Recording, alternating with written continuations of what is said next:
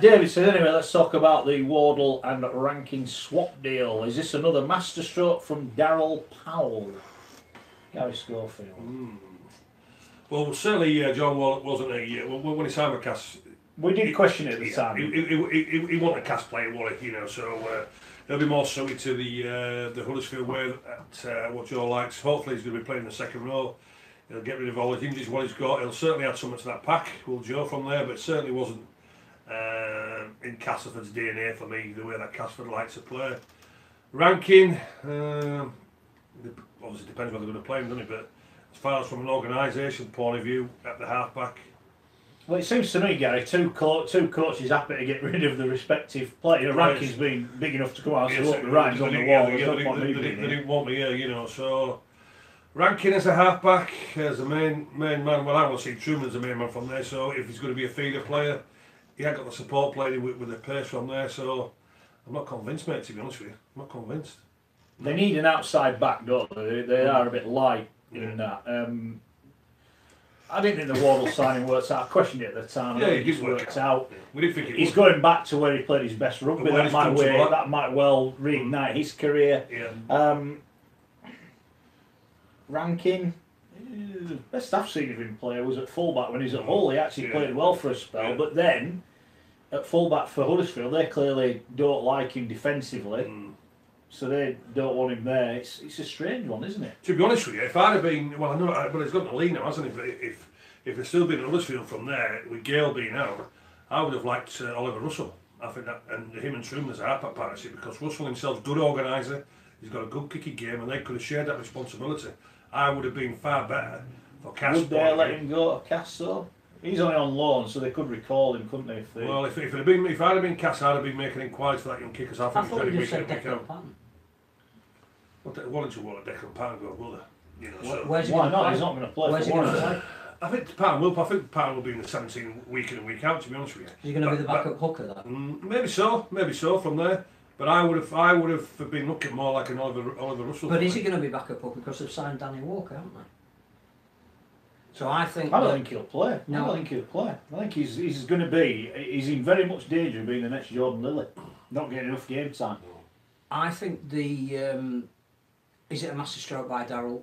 First question was Joe Wardle a masterstroke? No. Probably not. No, it wasn't. Didn't work. Who do you get at this stage of the season when all the recruitment's done? Jordan Rankin probably is the best you can get in, bearing in mind that you need a half-back. Yeah, but it raises the question of urged after Ricky E4. So as the Gale injury meant they've gone, we better get him just in case. So again, is it a bit of a stopgap? Well, they've got dispensation on the salary cap that they can spend on any player. They don't have to spend it on a replacement for Luke Gale. No, but that'd upset people if they didn't.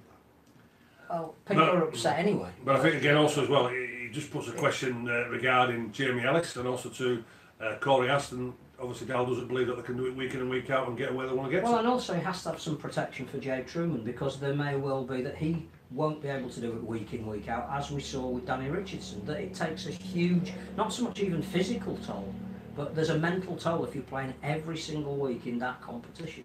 And it may well be that Rankin is back up for Truman as well, which I sort of get. But you're right. Castleford will not be able to leave. If Truman's fit, they will not be able to leave him out. I'm telling you. No way, Mary's going to be that important to him next season. Mary's impressed. She says he's bound to be good if Scully is slagging him off. It's a fair point, Mary. She's worked it out. You were questioning Rankin. I don't think you were slagging him off. I was slagging him off. I was just saying... I've heard you slag people off. That wasn't a slag. No. Mark says a week earlier we could have had drink water. Well, if buts and but again, we're going off 6 months. If Zach had been a week later, you'd still have Zach. But we won the grand final. Yeah. No, they wouldn't have won the grand final.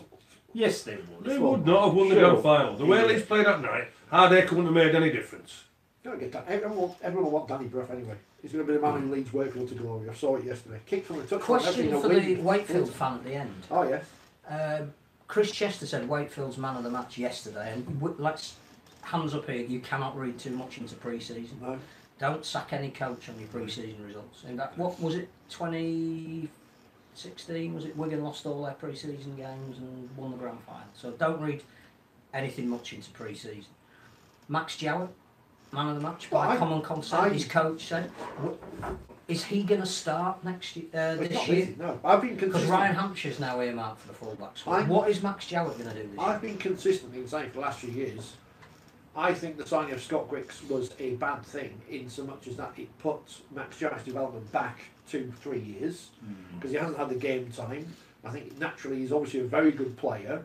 He gets blamed by some idiots because he makes mistakes, but then every young player makes mistakes. I'd rather have a young player who is going to grow up through the club and could become, you know, a great player in the future and everything. Isn't that how you learn your trade? Well, making mistakes? No, because you'll have to make mistakes if you're an old player and you know you've got a reputation. If you're a young player, then it's all your fault. We saw it again at fullback yesterday. He always does. He always looks good under the high ball. I think it's a shame that it doesn't look like Ryan Hampshire will be wearing, well, he's wearing a one shirt instead of him because I think Max Jowitt's a better fullback. But what do I know? I'm not the coach of the club. I'd rather have Jowitt at fullback. Miller and Brough obviously going to be in the halves, aren't they? So where that leaves Ryan Hampshire, I don't know. He scored a very good individual try yesterday, and as is the sense of things when people score good individual tries, it masks anything else they do in the game. I'm not saying he had a bad game yesterday. I'm not saying he had a good game, but people I see think that one Hampshire had to improve, and I think he did improve last year. If I'm honest, I think he was But better. not in the position that he's now being played. Well, that's the problem. I get that. I think that's a tough one, and I think that's one. Jowitt always, to me, looks like a player. He's clearly talented. He looks like a player that's worried he's going to get dropped. He always seems to be worrying if I make a mistake. That might be completely rubbish. He always strikes me as a player thinking, "Oh God, I've made a mistake. I've got to do something." If you know you're going to get picked, Scott, even if the coach says, "Right, you've got 2 months. Don't worry about it. Just do what I know you can do, and if you do that, you'll stay in the team." I think that would help. I think he needs to know, doesn't he? But then Hampshire's going to say, "Well, hang on, I want to play, so why are I playing it?" It's very difficult, and that Scotty, is a problem when you've got a good squad, and they've got a good squad at Wakefield now. There are no excuses now. Well, the tools are there. You've got to get those tools. With the players what I selected in my comps, I said it with Jordan Abdul. Oh, it doesn't matter how well Jordan Abdul played week in and week out. He knew he wasn't. He knew he wasn't going to play the week after. Yeah. Because of that, and Jowitt is exactly in the same position. Unless Chester says to him, "Hey, listen, you know, I'm going to give you.